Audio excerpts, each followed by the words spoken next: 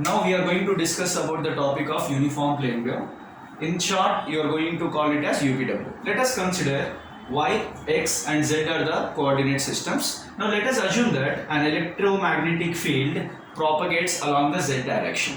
Now the wave is known as uniform plane wave. If you propagates your electromagnetic wave along z direction, then if you observe that the field components along the direction of propagation is equals to 0 and the variations in the remaining coordinates should be equals to 0.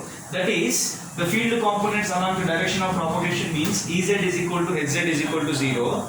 Now the variations in the other coordinates dou by dou x is equal to dou by dou y is equals to 0. Is it clear?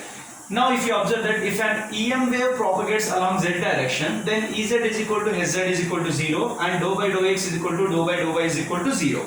This wave is known as uniform plane wave. If you propagates your electromagnetic wave in y direction, then the field components along y direction is equal to 0. Then the variations in the remaining coordinates is equal to 0. That means Ey is equal to Hy is equal to 0 and dou by dou x is equal to dou by dou z is equal to 0. Similarly, if you propagate your electromagnetic wave along x direction, then the field components along x direction is equal to 0. Then the variation in the remaining coordinates is equal to 0. This wave is known as uniform plane wave. Is it clear? In the next class, we will see the relationship between electric and magnetic field in a uniform plane.